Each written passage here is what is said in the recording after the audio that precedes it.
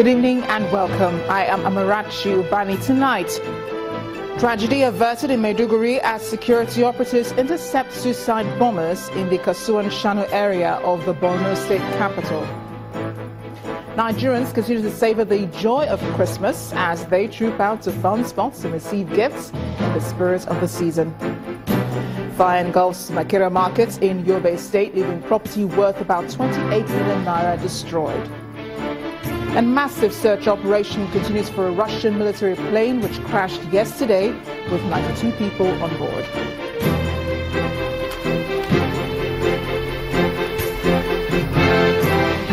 On business news tonight, Nigeria's economy enters fourth consecutive quarter of recession.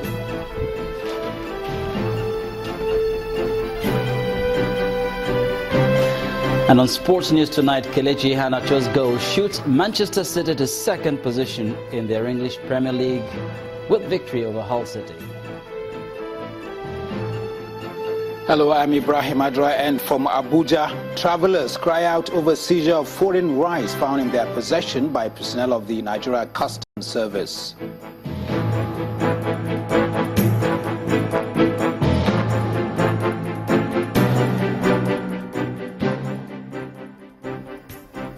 Merry Christmas once again. We begin in Nigeria's northeast, which remains in the news, and for the wrong reason today. Two suicide bombers were intercepted by security forces in the Kasuan Shanu area of Maiduguri, the Borno state capital, just as one of them detonated an improvised explosive device, killing herself. The police public relations officer of the state command, Mr. Victor Isuku, who confirmed the incident, explained that the explosion occurred around 8:30 a.m. today and involved a male and a female. The female was reportedly shot just as she detonated her IED, while the male suspect was arrested and his IED defused by police operatives. It was gathered that 5 suicide bombers infiltrated Maiduguri on Christmas Day, while the Chief of Army Staff and government officials were reopening roads leading to towns in northern Borno. Despite the pockets of attacks by Boko Haram insurgents, Nigerian troops remain in high spirits following the decimation of the militants in the northeast. In solidarity with the men on the front line and as part of activities to celebrate the Yuletide, high-ranking military officers have been visiting troops in the area. The head of logistics, Major General Pat Akim, who visited the soldiers in Yobe State, encouraged them to keep up the momentum following the retaking of Sambisa from the insurgents. The head of logistics of the Nigerian Army, Major General Pat Akim, visits Guneri and Buniyade in Yobe State to convey greetings from the military leadership to officers on location. He inspects equipment and facilities and makes assessment of the officers' efforts in the ongoing battle against insurgency. Later on that evening, the troop enjoy a campfire.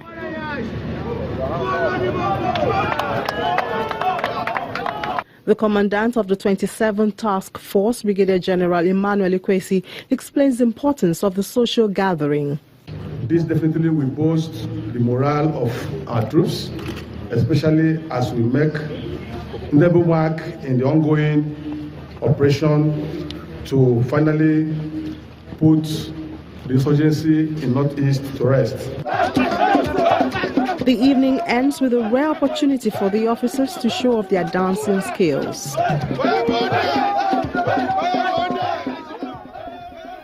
In the meantime, the governor of Borno State, Kasim Shettima, seized the breakthrough at the Sambisa forest by the military as a Christmas gift to the nation and the people of Borno State. According to him, taking over Sambisa forest is one gift the people will appreciate. Before now, the terrorists had occupied the forests as their headquarters. In his words, since I became the governor of Borno State over 5 years, this is the best Christmas season I have witnessed.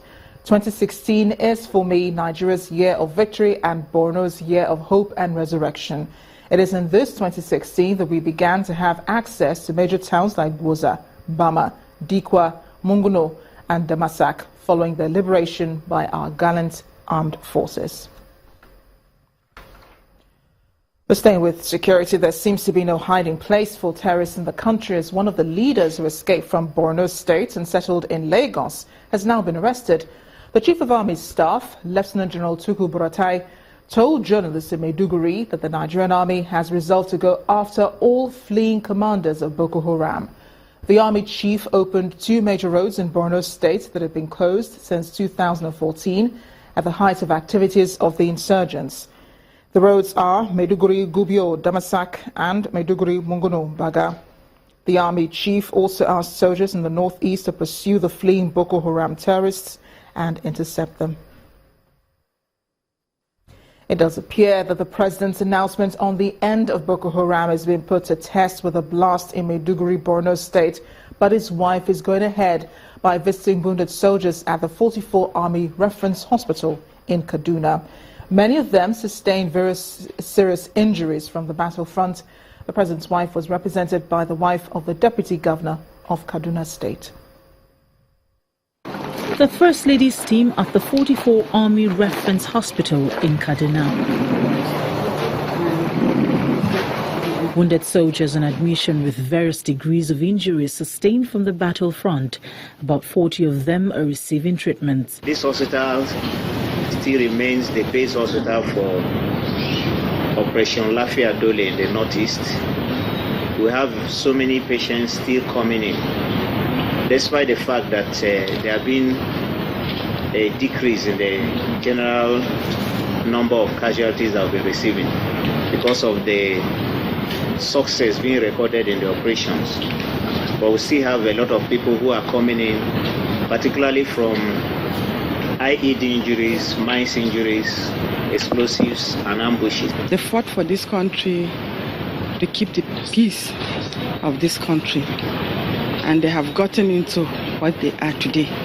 I pray that God will reward them. I pray that the government will look at them and also take care of their family. These are men who have sacrificed immensely to keep Nigeria one and to free the people of the northeast from terrorist attacks. And with the announcement of the defeat of Boko Haram by the president, hospitals such as this may receive fewer wounded soldiers on operation. In the celebration of the Christmas, Ogun State's first family put together food outreach program operating under the Uplift Development Foundation. Wife of the Ogun State Governor, Mrs. Olufun Shamosun, her children and spouses of some government officials distributed rice and cash gifts to residents in the 3 senatorial districts of the state. Over in Adamawa State, northeast Nigeria, internally displaced persons felt the true meaning of love when they received food items from the St. Teresa's Catholic Church.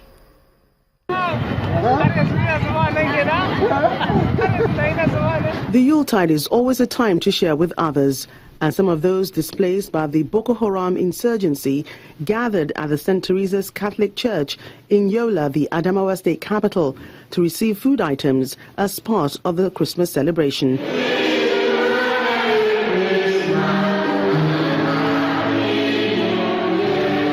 The Bishop of Yola Catholic Diocese appeals to Nigerians to put politics aside when handling issues that affect internally displaced persons. Those that need support very badly now will be the internally displaced persons, those that have not gone back to their own homes. So we decided to invite them. We know their homes, we know where they live, and we invited them from their different locations to St. Teresa's Cathedral so that we can give them some foodstuff in order that they can celebrate Christmas with their families. In Ogun State, southwest Nigeria, the first family did not let up on the opportunity to put smiles on some faces. The wife of the Ogun State governor and spouses of other government officials went about town, celebrated with residents and leaving them gifts of love. Unless you're insensitive to what's going on in the nation today, there's a lot of hunger out there, and we just felt that we wouldn't want to stay at home with our personal Christmas turkey and rice, that we'd want to come out and felicitate with everybody here in Ogun State. As they touch all 3 senatorial districts, the gift bearers re-echoed the reason for the season, a show of love to one's neighbors as preached by Jesus Christ, the center of the Yuletide celebrations. Meanwhile, in the nation's capital, all roads led to various recreational parks and centers as residents continue the Christmas celebrations.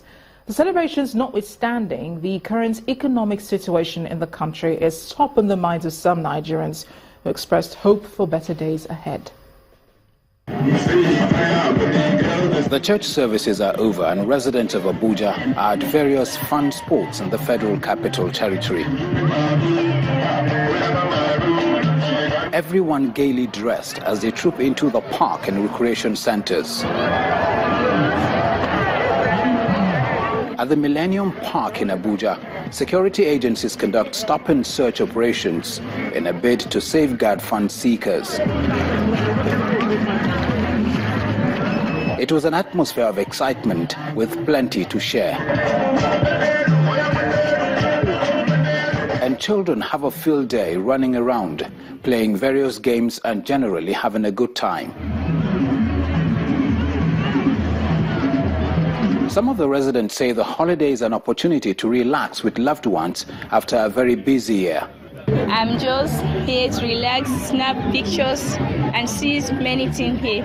I'm here with my two brothers. Came to catch fun, picnic with other family friends, our family members. Just make ourselves happy instead of staying at home and being bored. For others, however, this is a way to forget about the current economic realities in the country. It has not been easy because of the economic situation. It affected damn near everything. But so long we are alive, we still thank God for the whole situation. And you can speak time, no matter what it is, at least to be happy. That's the only way you can at least, in quote, forget the hard time. You know, if you stay at home, indoor, alone, lonely, you will feel it the more. But if you're with other people, at least it will be less. The children sum up their feelings this way. This place is just really fun. I like it. I enjoyed myself. Many activity around here. I like it. I've done many types of games. I had fun. There is games, there is snacks, we drink different drinks. As Nigeria joined the rest of the world to celebrate, they are hoping that the coming year will be filled with gifts of better tidings. Back here in Lagos and other areas, despite the biting economic hardship and poor power supply, residents in their numbers trooped out to fun spots and relaxation centres. Our correspondent, Loretta Chiogo, reports that fun spot handlers were overwhelmed with the massive presence of people. In droves, families troop into the amusement park, joining the queue for a 4,000 naira card for gate fee and games. The fun for the children starts from one game to the other, while some others show their dance skills. Fun is part of life. We just have to catch fun. It's what add up and make up the whole life stuff. You know, just forget all your sorrows and it makes you forget everything about life. It's fun being here. It's really fun. It's been overcrowded and we could also notice that they were not prepared for this crowd. The queues were too much, and the attitude of the workers, it seems they were tired and they had no backup. You don't want to get on this pirate ship if you don't have a heart of steel. Every swing is scary, but comes with its own fun.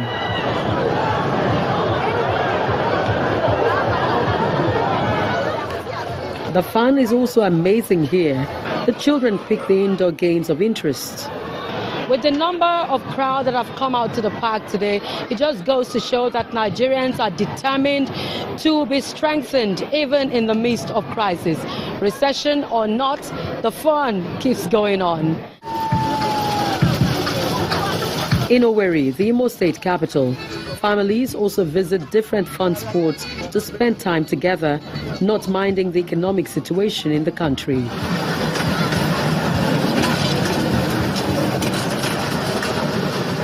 Nigerians can only hope to see better days ahead if the many promises of the government are translated into action in the coming year. Loretta Chiogo, Channels Television News. In part two, after the break, travellers cry out over alleged customs seizure of foreign rice found in their possession. Please join us again.